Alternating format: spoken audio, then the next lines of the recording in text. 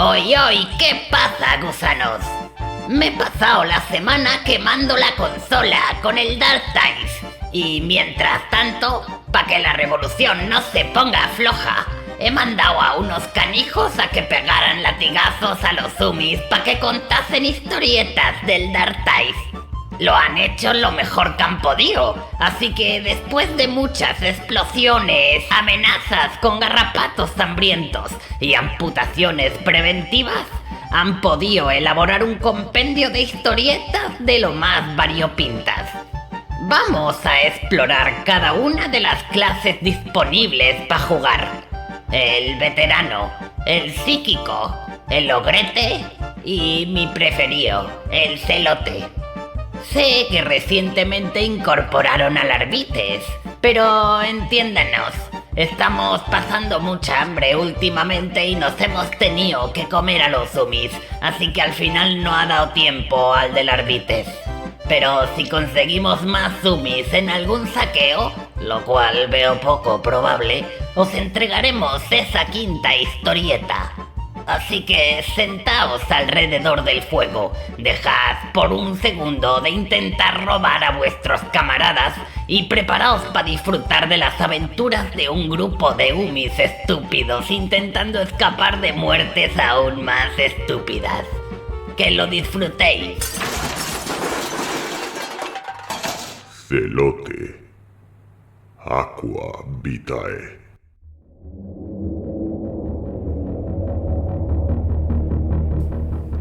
El calor era asfixiante. Era la primera vez que Brona Norvok penetraba en el reclamatorium de agua, y si de ella dependiera, sería la última. El aire le abrasaba la garganta con cada aliento, y las planchas metálicas bajo sus pies parecían arder incluso a través de las gruesas suelas de sus botas de trabajo. En apenas 10 minutos, su sudor había empapado el mono hasta salar cada pliegue de su piel. Le resultaba inconcebible que alguien pudiera trabajar en tales condiciones, y menos aún el enclenque imbécil que la acompañaba. Se enjuagó la frente con el dorso de la mano, irritada.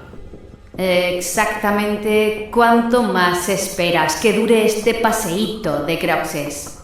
Solo un poco más allá, dijo el obrero, mostrando una sonrisa sin dientes a modo de disculpa. Paciencia, os lo ruego, honorable agente. Por última vez, no soy una agente, murmuró Brona. Los agentes de verdad, no simples guardias del Factorum contratados para mantener el orden entre los obreros durante sus traslados entre los bloques Hábitat y los talleres, tenían asuntos más importantes que investigar rumores sobre raciones robadas. ¿Qué es exactamente lo que tengo que ver? El obrero asintió, casi inclinándose hasta la reverencia en un ansia por agradarle. Brona no era alta, nadie lo era en la colmena baja, pero Hanek apenas le llegaba al hombro y sus huesos, bajo la túnica de malla sintética, parecían tan frágiles como los de un ave. Si lo que había dicho al presentar su denuncia era cierto, llevaba 10 años como supervisor de turno. Pocos obreros sobrevivían tanto tiempo en el reclamatorium, lo que hacía aún más extrañas sus reclamaciones. Mirad, dijo Hanek, señalando con un dedo huesudo el pasillo oscuro y tirando de la manga de Brona. Ahí. Tócame otra vez y te juro, por el trono, que te mato.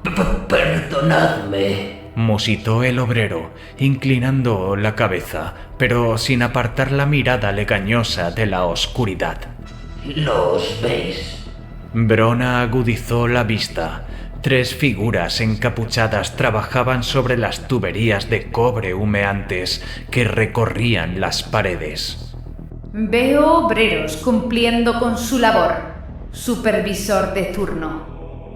Claramente eso no puede ser lo que me has hecho venir a presenciar. ¿Pero los veis? Había una desesperación febril en su voz. Brona rodó los ojos, frustrada, pero se detuvo al ver cómo una de las figuras se estiraba hacia lo alto, haciendo caer su capucha.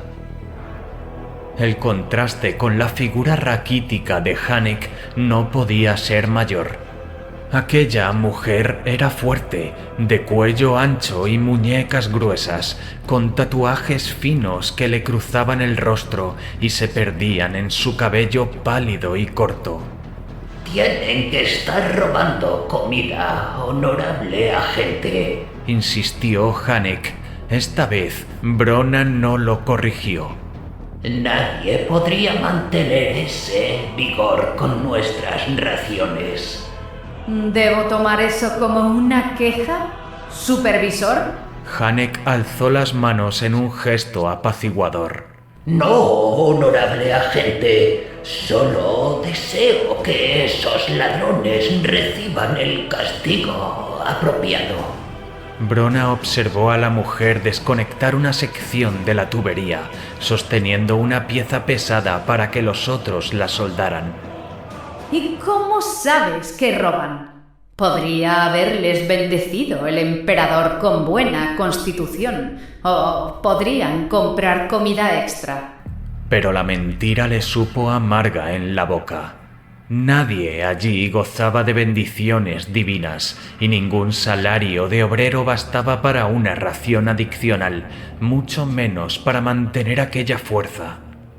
Si no habían aprendido a crear alimento de la nada, el despreciable Hanek tenía razón. El hombre esbozó una sonrisa sin dientes.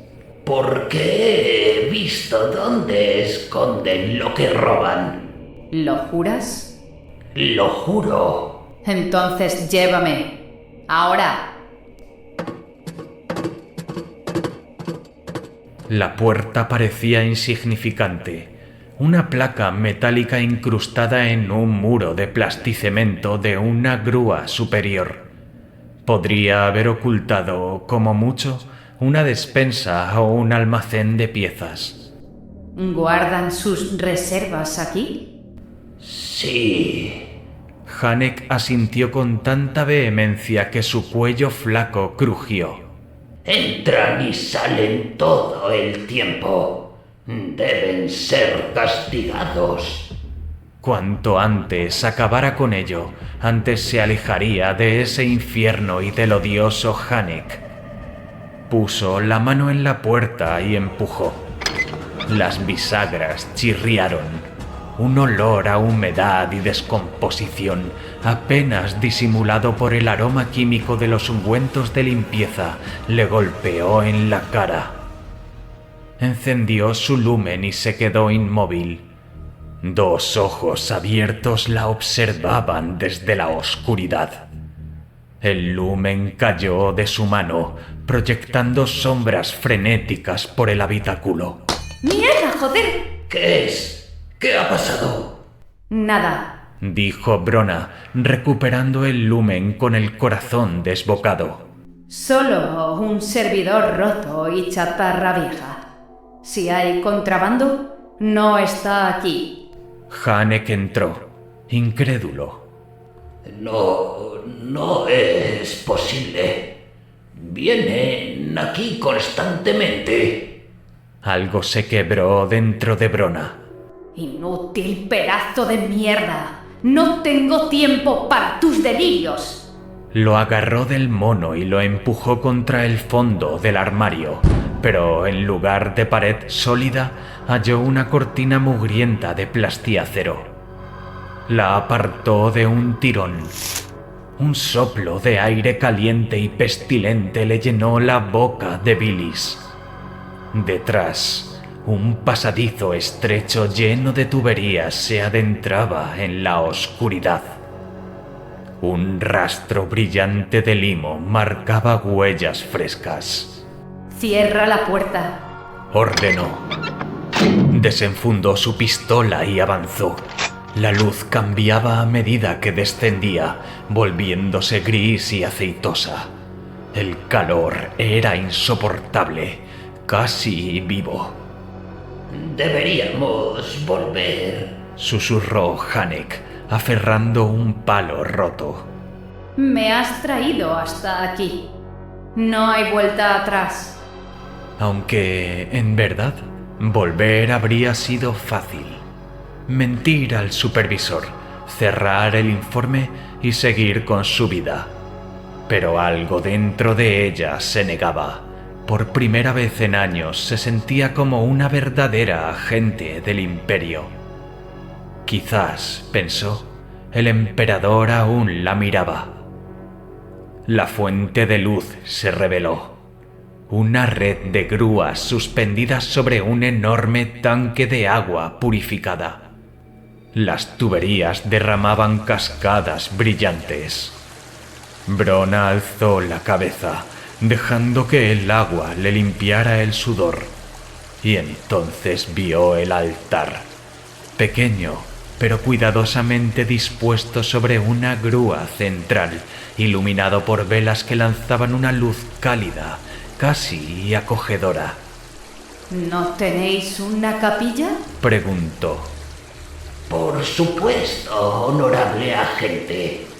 Entonces, ¿qué demonios es esto? Cruzó la pasarela metálica. El altar estaba hecho de una cuba de cobre pulida. En su centro, un relicario dorado abierto. Un escalofrío le recorrió la espalda. Honorable agente. Susurró Hanek, acercándose. Aguarda. Se inclinó. Dentro del relicario yacía un hueso enorme, demasiado grande para ser humano. Fragmentos de piel momificada aún se aferraban a él. El olor a podredumbre era denso, nauseabundo. Un líquido amarillento rezumaba del hueso, goteando hasta el tanque bajo sus pies. Honorable agente, por favor. Un chirrido resonó tras ella. Brona giró. 3 obreros avanzaban, liderados por la mujer musculosa. ¿Venís a rezar al altar del abuelo? Dijo la mujer. Brona apuntó con la pistola. Quedaos donde estáis. La mujer sonrió, avanzando un paso. Bajo la luz gris, su piel parecía hinchada, pastosa y atravesada por venas verdes y podridas. No puedo permitir que interrumpáis lo que hacemos aquí. Brona disparó. El disparo le sacudió la mano y el hombre más cercano cayó con un agujero en la frente. La mujer rugió y cargó. Brona disparó de nuevo, 2 veces, pero no se detuvo. Hanek blandió su palo y golpeó al tercero, justo antes de que la mujer embistiera a Brona, estrellándola contra el altar. El mundo se volvió ruido y dolor. La cultista le aplastaba el pecho. Brona apenas podía respirar. Golpeó hacia arriba, hundiendo el pulgar en el ojo de la mujer. Un grito de dolor la liberó. ¡Mi ojo! ¡Zorra! Brona se levantó, tambaleante, y apuntó. ¡Hanek! ¡Al suelo! Disparó. El obrero cayó por la barandilla gritando. Volvió a apuntar a la líder. ¿Cuántos sois? Nuestro nombre es Legión, pues somos. Un disparo cortó la frase. La bala le destrozó el muslo. La mujer cayó, riendo. Llegáis tarde. Podéis matarme, destruir la reliquia, pero este agua ya está bendecida. Todos en este lugar han bebido de ella. Pronto la colmena conocerá sus bendiciones. Su mirada se desvió hacia el hueso caído junto a la barandilla. Antes de que Brona pudiera reaccionar, la mujer lo tomó y se lanzó al vacío. ¡Mierda! Brona corrió hacia el borde. Hanek jadeaba, apoyado en la barandilla. ¿A dónde va el agua de este tanque? A todo el Factorum. Respondió con voz hueca. Los trabajadores la han bebido durante meses. ¿Y la ciudad? ¿Llega el suministro a la ciudad? No directamente. El metal ardía bajo sus manos. Brona se pasó la lengua por los labios secos. ¿Había bebido agua de allí? No lo recordaba. Honorable agente. Dijo Hanek con voz tranquila, despojada de servilismo. Debo pediros un favor. ¿Cuál? La piedad del emperador. Brona lo miró fijamente. No. Llevaremos esto a la supervisora. Ella puede arreglar... ¿Sabéis lo que nos espera? Susurró Hanek, esbozando una sonrisa cansada. Preferiría la muerte ahora, si sois tan amable. Cerró los ojos, murmurando una plegaria. Brona recitó la suya. Dios, emperador, ten piedad de este hombre, tu fiel sirviente. Por un instante, creyó ver el rostro de Hanek iluminado por una luz pura. Luego, el disparo retumbó y la luz se extinguió.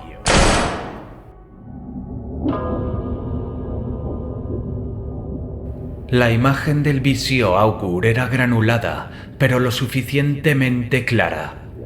Una mujer arrodillada en oración, la cabeza recién afeitada, la piel marcada de cortes. ¿Estás seguro de que era esta, mi Lord Interrogador? Preguntó la acólita, revisando su placa de datos. Brona Norbok, solo una guardia del Factorum. Si necesitamos músculo, podríamos El hombre levantó una mano y ella cayó. Tenacidad, coraje, un destello de fe verdadera. Se enfrentó a la condenación y conservó su alma. Más de lo que puede decirse de los pobres desdichados del Manufactorum, cuyas pirras aún contaminan el aire. Se incorporó con un resoplido. Haga que la suban del penitencium y ordene al piloto preparar la cañonera. Sí, Lord Interrogador. Nuestra nueva compañera ha superado su primera prueba de fe. Musitó él, esbozando una sonrisa sombría. Veamos si sobrevive a la siguiente.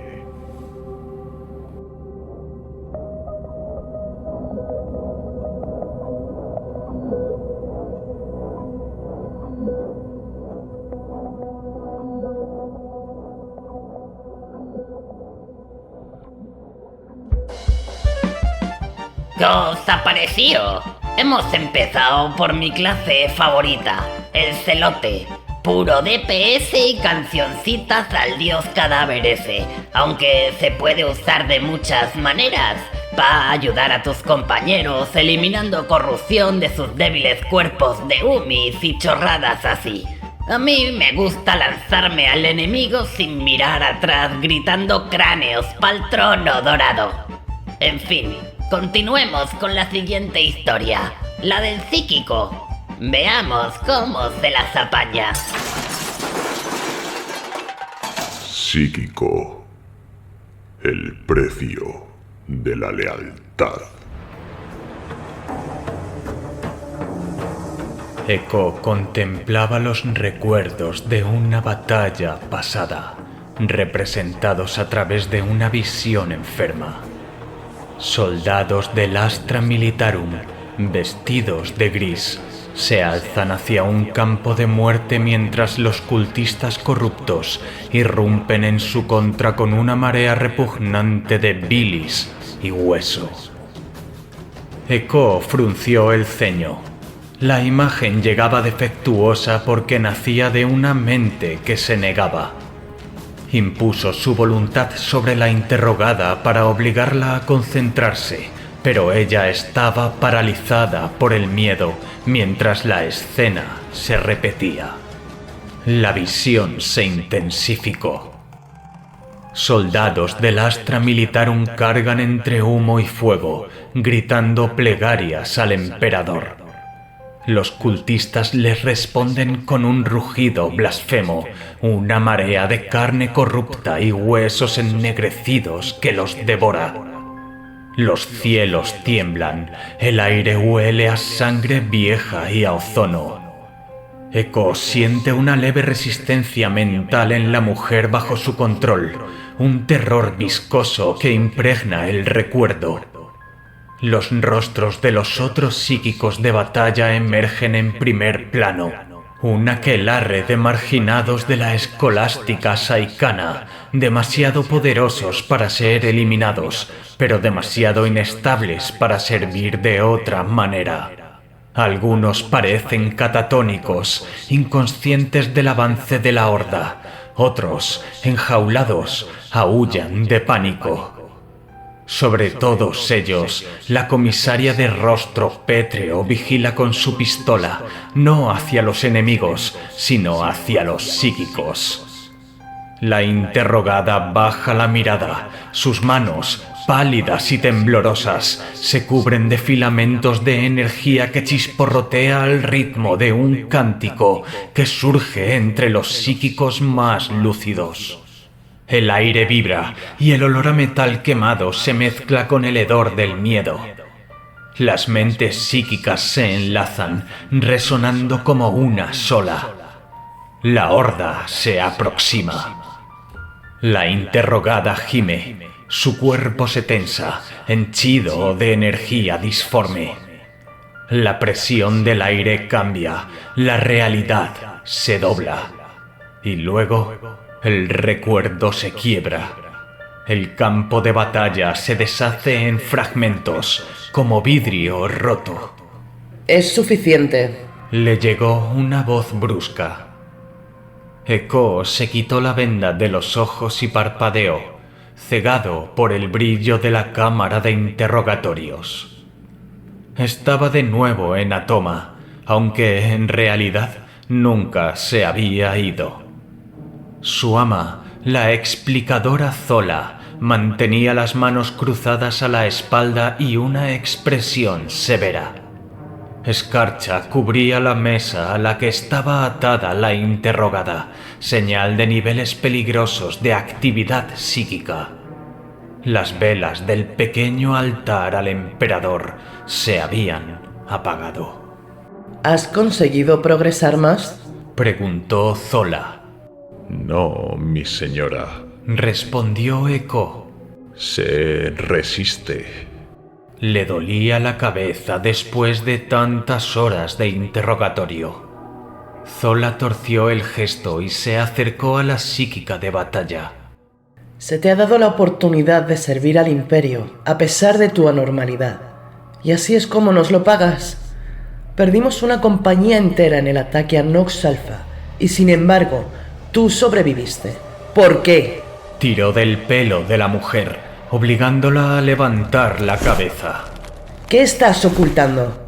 ¿Estás aliada con los cultistas? Asqueada, soltó el cabello y dejó que la cabeza de la mujer golpeara el metal. Huiste a Atoma creyendo que podrías escapar. Pero no hay refugio posible en la colmena Tertium, ni en ningún rincón del dominio moediano para una bruja traidora. Echo la observó sin mover un músculo mientras la psíquica sollozaba en silencio. Había aprendido hacía mucho tiempo que un psíquico vacilante era un psíquico muerto. Además, Añadió Zola con voz grave. Perdimos a un interrogador en el ataque. Alguien pagará por eso. Su furia tenía un nuevo sentido. Podía ser un instrumento de los sagrados sordos, pero para Echo, Zola siempre había sido la más humana del séquito de Grendel. Señora, si me permitís, dijo él. Zola agitó la mano. por favor. Dijo Echo, suavizando el tono al dirigirse a la psíquica. Mi señora solo desea saber la verdad. Es justa con los que son como nosotros. De lo contrario, yo no estaría a su servicio. Por favor, solo dile lo que ocurrió. La mujer tragó saliva. Sus labios estaban agrietados y pálidos. ¿Volvemos a intentarlo? Ella asintió. La visión volvió. Las escenas de batalla pasan con rapidez. Los psíquicos de combate desatan su poder en un estallido de furia. Relámpagos de energía pura se arquean sobre el campo de batalla, carbonizando herejes y arrancando el metal de los tanques traidores. Los cultistas flaquean y los psíquicos redoblan su ataque. Echo siente la furia de la mujer, la embriaguez de la victoria, hasta que todo se tuerce. Se han sobreextendido. La fuerza común se debilita. Uno de los psíquicos enjaulados empieza a convulsionar, su cuerpo moviéndose con un ritmo antinatural. Los demás gritan, sangran por la boca. Un sonido viscoso, un crujido orgánico. Los cráneos de los más cercanos implosionan. La comisaria actúa, rápida y letal, su arma retumbando una y otra vez, pero apenas logra abatir a media docena antes de que una ola de energía negra la golpee y su cabeza se invierta con un chasquido húmedo.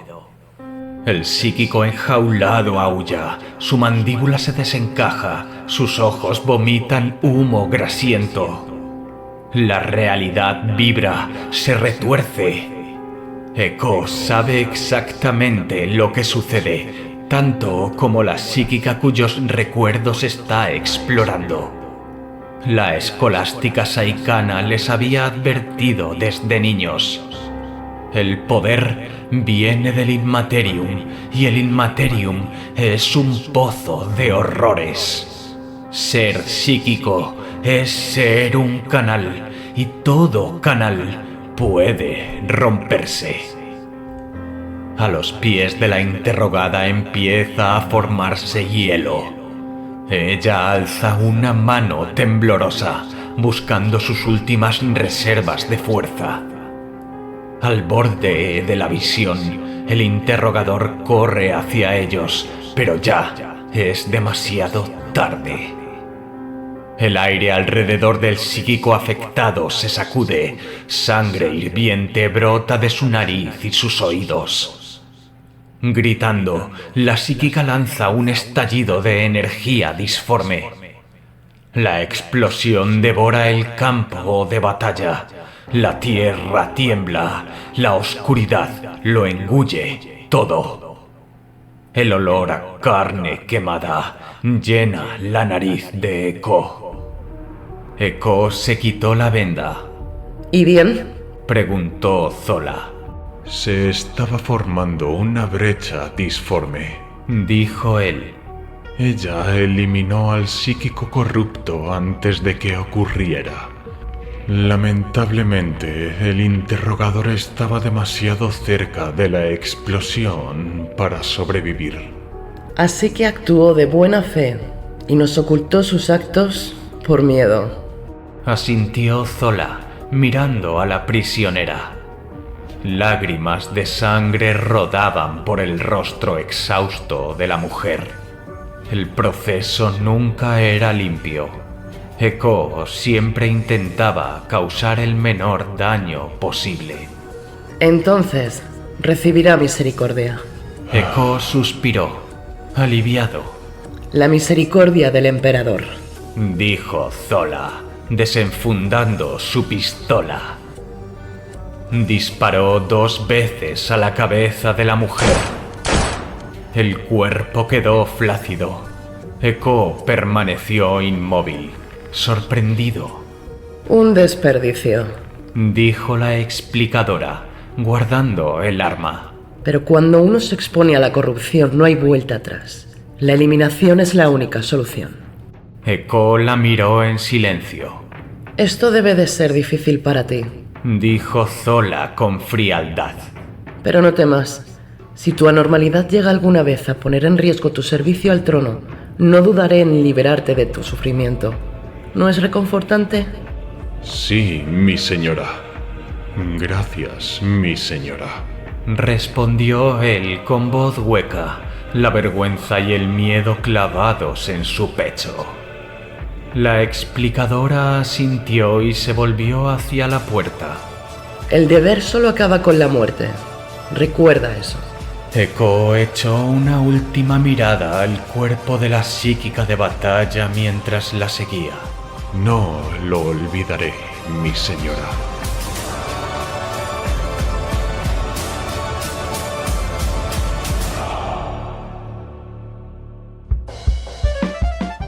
Vaya tela con los psíquicos.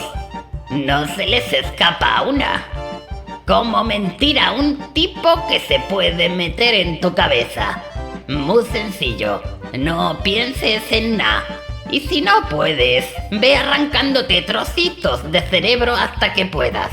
Pero no los enfades, porque con sus poderes pueden hacer que tu cerebro explote. Y ahí sí que se acaba todo. Son muy potentes con sus bastones y tal, pero muy débiles cuerpo a cuerpo por lo general. Además de tener que estar controlando tus poderes todo el rato para no salir volando por los aires. Es muy divertido de jugar, eso sin duda. Bueno, veamos cómo se las apaña el héroe de nuestro próximo relato. El Ogrete. Ogrete. Órdenes directas. Hacía tan solo 2 ciclos nocturnos, más o menos, la mitad del equipo de asalto estaba sentada en una mesa echando una partida desenfadada de Darktown Whist. Otros limpiaban o ponían a punto sus armas. Otros dormían, pero al menos estaban todos, aún juntos. Una unidad, una escuadra, un equipo, una hermandad. Ahora solo quedaban 4 y las circunstancias no animaban a jugar una partida de nada, ni seria ni desenfadada. Los disparos de repetición destrozaban las ruinas del bloque hábitat en el que se refugiaban. Los sonidos de la muerte inminente y los gemidos de los moribundos resonaban por las calles en ruinas como una ópera abominable tocada para una audiencia reducida y selecta. Los traidores del Sexto Moebiano destrozaban la estación Sima, pero la verdad es que parecía que toda Tertium estaba siendo machacada, quizá todo a toma. La comunicación por Vox con los demás equipos de asalto dispersos por el sector y, peor aún, con la Morningstar en órbita, se habían ido al garete después de que una bala de ametralladora pesada abriese un boquete en el equipo, además de en el hombre que lo portaba, y se estaban quedando sin sitios en los que ponerse a cubierto en el kilométrico callejón Flanco Hierro. La cosa pinta mal esta vez, sargento, murmuró Alusa, la experta en demoliciones del equipo. Su larga melena negra, normalmente recogida y apretada bajo su gorra, se había desatado y colgaba en greñas a los lados de su rostro agobiado. Apoyó su rifle láser en el suelo delante de ella y repasó frenéticamente los explosivos que le quedaban en su arsenal. No eran muchos.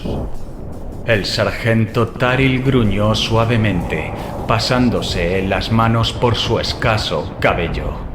Había perdido su casco nada más empezar el ataque. Salió volando por la explosión que obligó a todo el equipo de asalto a dispersarse en todas direcciones, excepto a Kerrin, que tuvo menos suerte, estando demasiado cerca del punto de impacto para escapar del fuego y la metralla. Lo poco que quedó de él después de despejarse el humo y el polvo no fue agradable a la vista. Pero aún más desagradable fue ver al enorme ogrete, Tig, intentar acunar los restos de su mejor amigo. Todo va a salir bien, repetía una y otra vez el ogrete, acariciando las vísceras de Kerrin. Kerry y Tig habían formado un vínculo instantáneo desde el momento en que asignaron al ogrete al equipo de asalto. Era una mole inmensa y torpe de músculo, de rasgos toscos y brutales, y con una piel excesivamente peluda, característica de los de su clase. Había sido una incorporación comparativamente reciente, un ogrete joven que carecía de conocimientos y gracia social. Por el trono, vaya si carecía de ellos, pero lo compensaba con su determinación decidida, su lealtad inamovible y su energía sin límites. Al principio, el equipo solo aceptó su compañía con reticencia, pero su infinito entusiasmo infantil y su incansable optimismo pronto ablandó sus corazones. En cuestión de días, todos le habían cogido cariño, y en una semana, ninguno de ellos podía imaginarse al equipo sin él. Por encima de ellos, un escuadrón de destartaladas aeronaves de morro chato se ladeó bruscamente hacia la izquierda, emitiendo un aullido desde sus maltratados propulsores de plasma, alejándose a la estela de los restantes cazas Thunderbolt. Tig se puso de cuclillas junto a Taril. La cara del ogrete estaba aún más contraída de lo habitual, con su pesado entrecejo retorcido en una expresión de absoluta desdicha. Se había hecho muy amigo de Kerrin, un hombre cuyo humor sardónico y falta de pelos en la lengua había lastimado el orgullo de muchos. Pero Tig era inmune al sarcasmo y se tomaba todo lo que le decían tan literalmente que todos habían aprendido a tener cuidado con las órdenes que le daban. Seguiría cualquier dictado literalmente al pie de la letra. ¿Lucho ahora, sargento?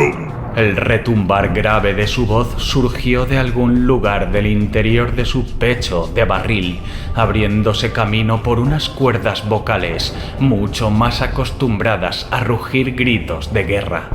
Era poco más que la fuerza bruta de la escuadra.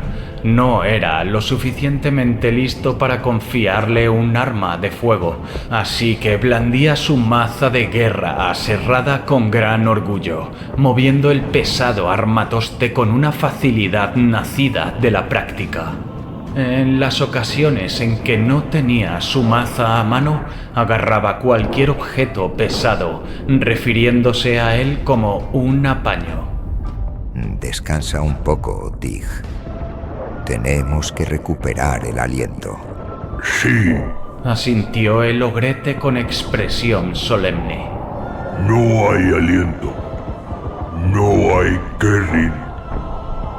No hay amigo. Tig siente muy triste.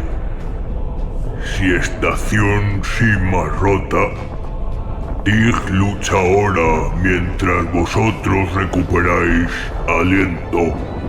Tig palmeó torpemente el hombro de su sargento. Taril hizo una mueca de dolor por la fuerza del gesto, pero no pudo ocultar una breve sonrisa cansada. Quédate donde estás, Tig. Es una orden. Si el ogrete abandonaba ahora la cobertura, atraería la atención de los equipos de reconocimiento. Incluso si no había fuerzas terrestres enemigas a la vista, era lo bastante grande como para ser un objetivo obvio para las aeronaves traidoras. Puede que el ogrete fuese tan duro como la bota de un comisario, pero no era inmortal.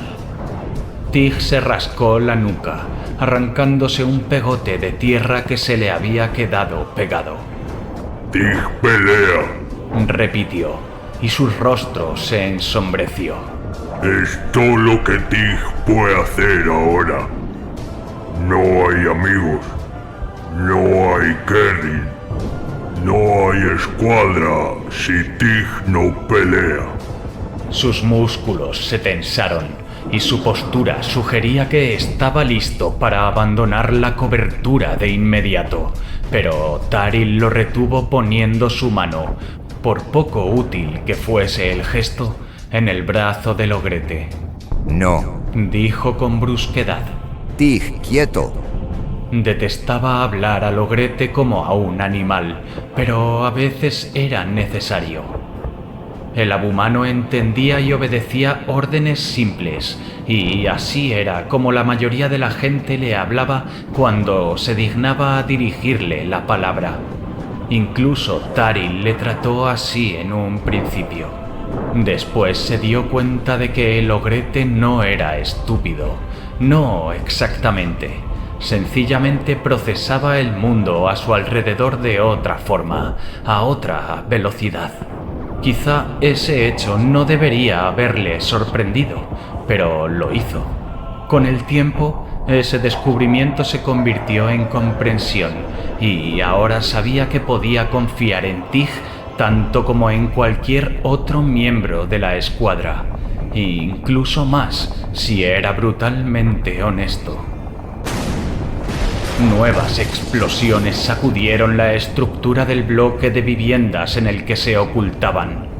Escombros cayeron sobre sus cabezas. El sargento Taril echó una mirada a Lusa y Gorek, los únicos miembros supervivientes, aparte de él y el ogrete, de la maltrecha escuadra.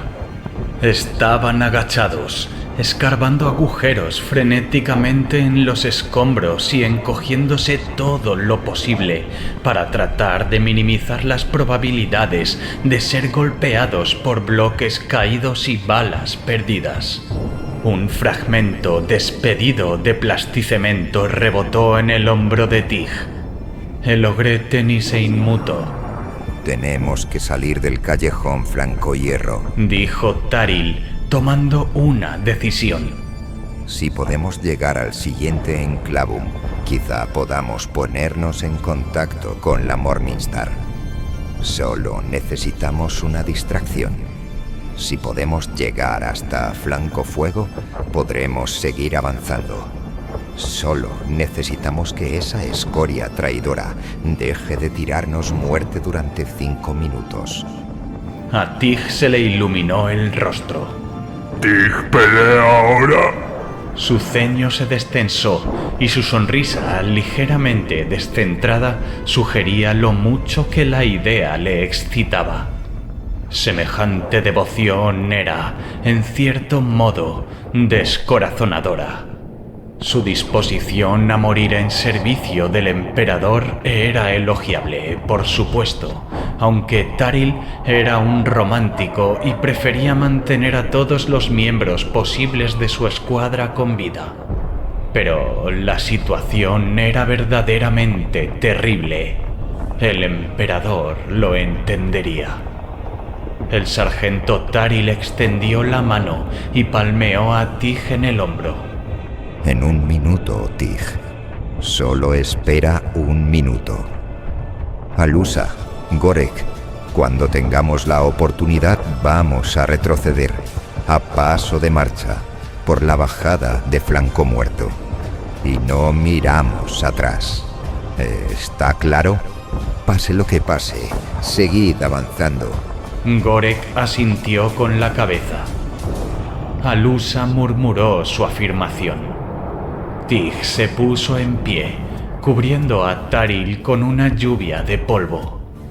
No por primera vez, el sargento sintió culpa y vergüenza por la forma en que algunos trataban a los abhumanos, como idiotas, como tontos prescindibles.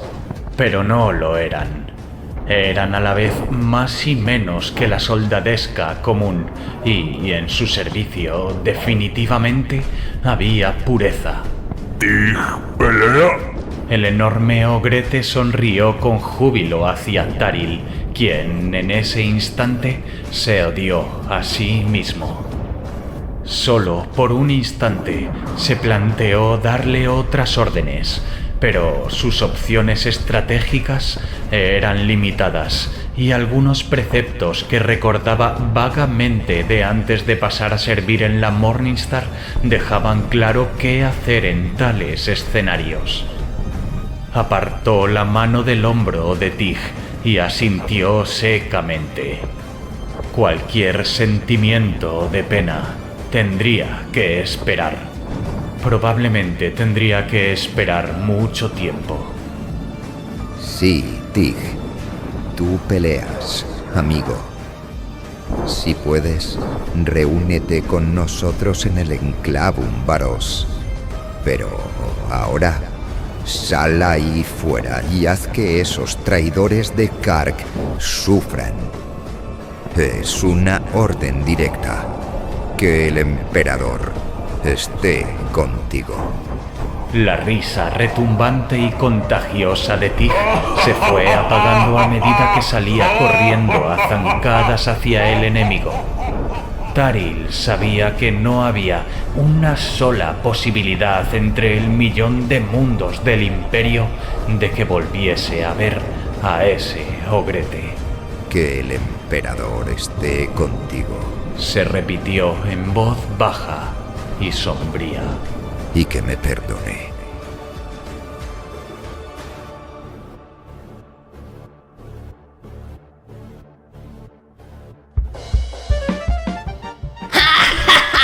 ¡Qué tipos más estúpidos esos ogretes! Me recuerdan a unos tontorrones mucho más verdes a los que exterminamos hace poco. No sé cuál de los dos es más tonto. En fin, estos brutos son buenos haciendo de tanque, porque compensan su estupidez con una resistencia sobrehumana. También son muy buenos dando mamporrazos, aunque algo lentos, pero sin duda una opción realmente brutal y destructiva. Ahora continuemos con la cuarta y última historieta del día. La del veterano, o en este caso, la veterana. Vamos allá, chicos. Veterana. Visiones del pasado.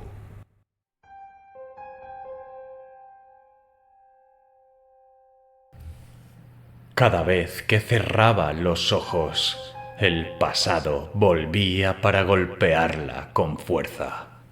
Un parpadeo blanco justo por encima de la trinchera. Luego, la onda expansiva. Un sonido tan fuerte que se convierte en silencio. El mundo da vueltas y vueltas, emborronándose, estremeciéndose en tonos rojos y naranjas antes de que ella dé con la pared de la trinchera. Un largo segundo. Sus oídos resuenan. ¡Medicae! ¡Medicae! Gritos, el zumbido raudo de las balas y los disparos láser. Otro estallido en el aire, rojo, naranja, humo elevándose para ahogar el sol moribundo. El aire tiembla y después el suelo ondea como una ola oceánica al reverberar la onda expansiva. Barro rojo burbujea por las junturas de las placas de la trinchera al licuarse la tierra empapada de sangre. Y el griterío continúa, más alto que el rugido de otra explosión brotando sobre el borde de la trinchera. No puede sentir su rifle láser en las manos. Necesita su rifle, necesita ponerse en pie. Necesita estar de pie. ¡Medicae! Hay una mano delante de ella. Es roja. ¡Medicae! Más flojo. ¡Medicae! ¿Por qué puede oír esa voz? Entonces se da cuenta de que esa mano roja ante sus ojos es la suya propia. Nos acercamos a la zona de desembarco. 2 minutos. La voz del piloto interrumpió el recuerdo. Abrió los ojos. La luz ámbar del compartimento de pasajeros de la cañonera sustituyó el recuerdo de la sangre. La cañonera se sacudió.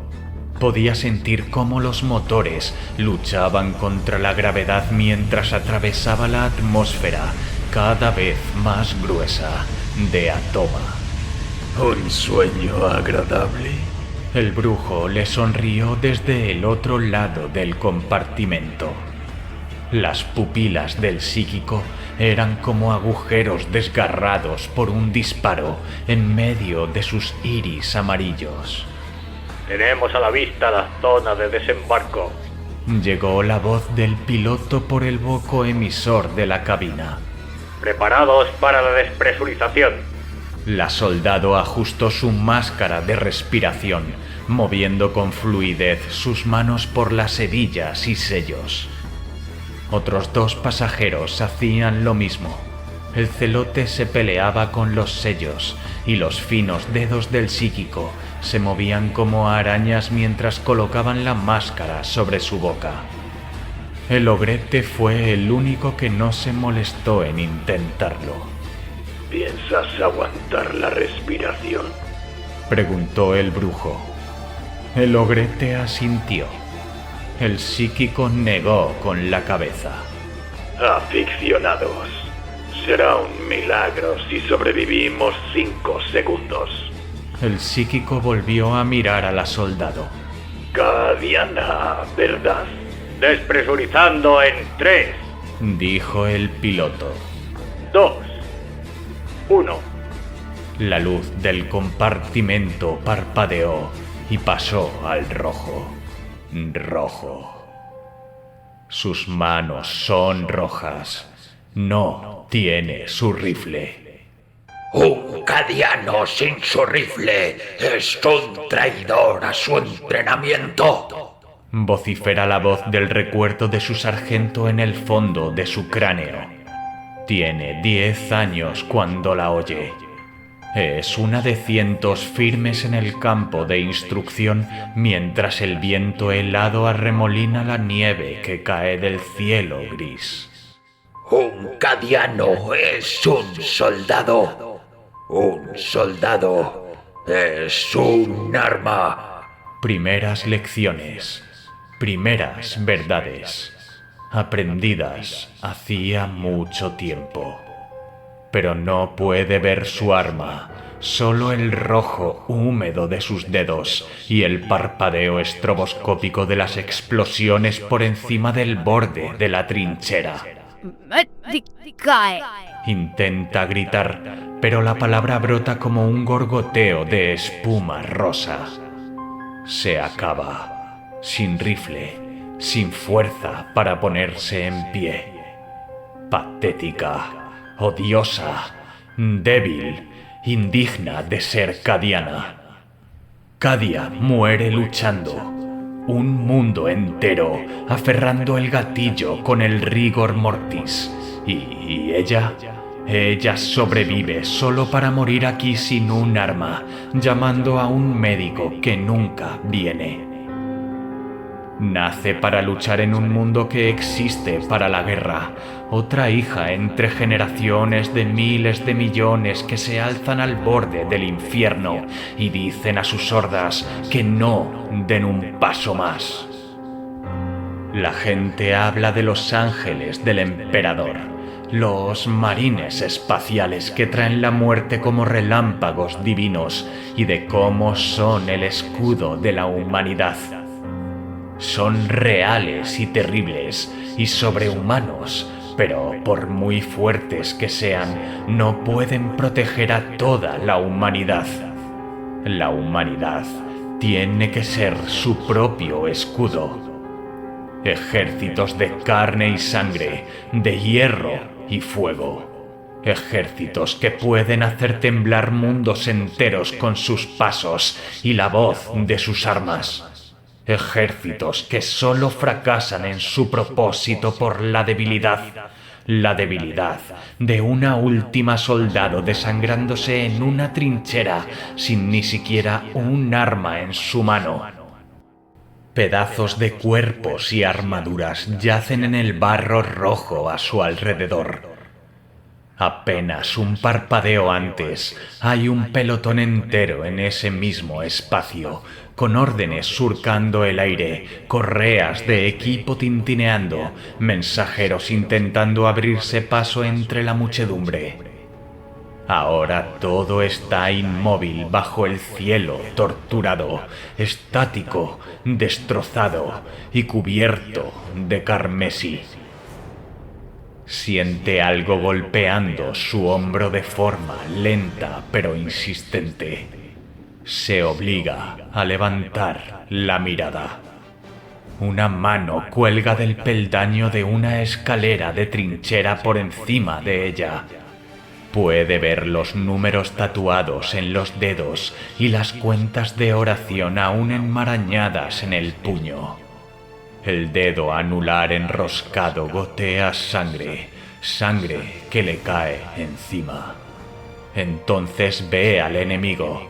Están en lo alto de la trinchera, figuras desarrapadas con armaduras dispares, oscuras y espinosas, rostros ocultos tras velos de cota de malla y huesecillos de dedos atados a las culatas.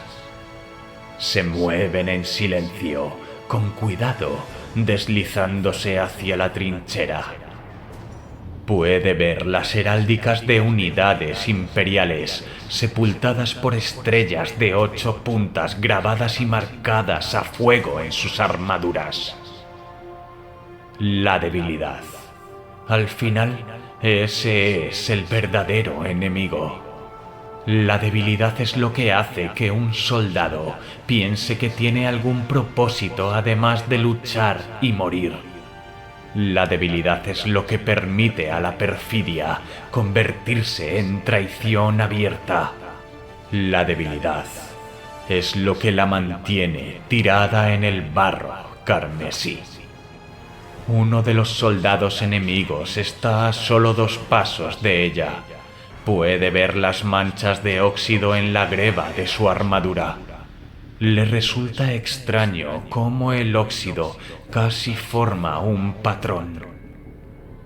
El soldado da otro paso. Tiene un lanzallamas. Gotas del ardiente líquido verde caen de la boca del arma. El arma y la mirada del enemigo se vuelven hacia ella. Se levanta del suelo. No intenta golpear al enemigo. Va a por el lanzallamas. El enemigo aprieta el gatillo. Un reguero de fuego líquido se extiende por la trinchera. El resto de tropas enemigas gritan. Intenta arrancar el lanzallamas de sus manos. Ella se aferra y después estampa su casco contra el rostro del enemigo. El hueso cede tras la máscara de cota de malla. Vuelve a golpear, más fuerte. El enemigo cae y ella se hace con el lanzallamas. Los otros soldados están a tan solo 3 pasos, apuntándola y a punto de apretar sus gatillos. Ella los mira un instante. Ve la posición apretada de las figuras en armadura oxidada y uniformes destrozados. Debilidad y desesperación. Falsas esperanzas y promesas de dioses falsos. Aprieta el gatillo y el mundo comienza a brillar. La rampa de asalto de la cañonera se abrió. El aire siseó hacia afuera a la vez que la luz solar entraba en la cabina.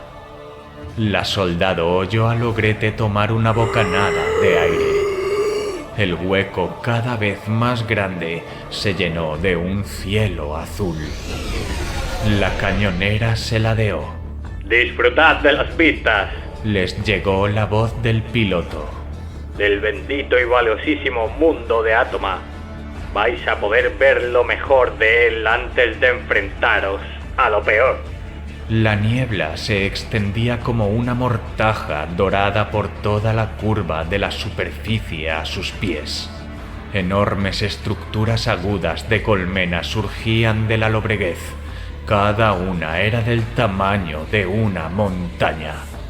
Esa que queda justo a nuestra izquierda cuando demos la vuelta. Esa es la nuestra. Y ahí estaban, a la sombra de la gigantesca estructura, lo suficientemente cerca como para ver los pilones rotos y las chimeneas de escape que salpicaban sus flancos. El óxido y la corrosión destacaban sobre su superficie como costras sobre una piel marchita. Encantadora, ¿verdad? Se rió el piloto. Grandiosa, gloriosa y podrida de formas que se escapan a la comprensión. La valquiria se ladeó con fuerza. El celote se tambaleó y contuvo un gemido, como si estuviera intentando no vomitar. Su mano se soltó de la barandilla de sujeción. La mano del ogrete agarró el hombro del celote y lo apartó de un tirón de la puerta abierta. Que el trono te bendiga, jadeó el celote. El ogrete asintió. El rostro del grandullón se estaba poniendo rojo mientras aguantaba la respiración. La cañonera se detuvo trazando una espiral y descendió en picado. El flanco de la colmena se cernió hacia ellos. Entonces la soldado bajó por la rampa de asalto, corriendo a través de la nube de polvo y óxido que la corriente de los motores estaba levantando, sosteniendo el arma firmemente. Por encima, la luz del sol brillaba en el cielo azul. Por delante, la aguja de la colmena se alzaba para apuñalar los cielos. La cañonera se elevó por los aires. El ogrete tomó aire. El psíquico adoptó una postura furtiva. El celote crujió sus nudillos. La cúspide se alzaba sobre ellos como un dedo de metal retorcido que los invitaba a acercarse. Una portilla, usada antaño para mantener el exterior de la colmena, yacía abierta a unos cuantos pasos, sus bisagras atascadas por el óxido. Por un segundo, la soldado creyó ver un patrón en la corrosión, 3 puntos irregulares que se arremolinaban y repetían por todo el metal. Entonces parpadeó y el patrón desapareció de su vista. No se parece mucho al frente de una zona de guerra, ¿verdad? Dijo el psíquico. Esto es el imperio de la humanidad, dijo ella, encogiéndose de hombros. El frente está por todas partes. Avanzó.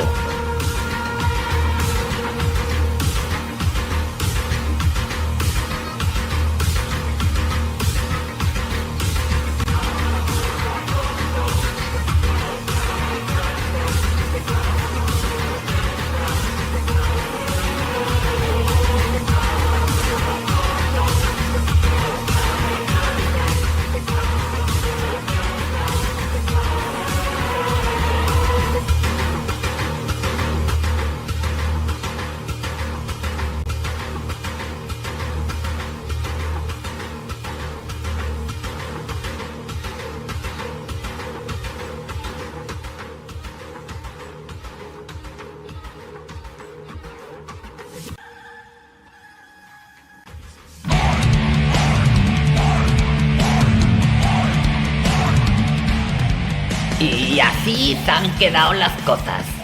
Un grupo de Umis de lo más variopinto, con formas, tamaños, poderes y órganos sexuales distintos. Nunca entendí muy bien eso de los Umis, pero creo que vale para ser más Umis. Se enfrentan a los horrores del pestilente dios del caos Nargel, al cual los pieles verdes somos inmunes, demostrando una vez más nuestra superioridad. 4 Umis que van de frente a una muerte segura con un único objetivo: matar. Y eso es lo más divertido del juego, que nunca dejas de matar y matar. Y si eres lo suficientemente bueno, puedes ascender y ganar regalitos muy divertidos como armas y chatarra para ponerte por cima. Debo admitir que no es la hostia de juego, pero tiene algo que lo hace adictivo. No sé muy bien qué. En fin, espero que hayáis disfrutado de los relatos y que os hayan hecho más amena vuestra absurda existencia. Nosotros seguiremos aquí, retransmitiendo desde el corazón de la gloriosa y sagrada revolución. Pasad una buena semana y no os olvidéis de gritar mucho y exigir vuestros derechos, pues al final es lo único que tenéis. Nos vemos en la próxima, chicos. ¡Guau!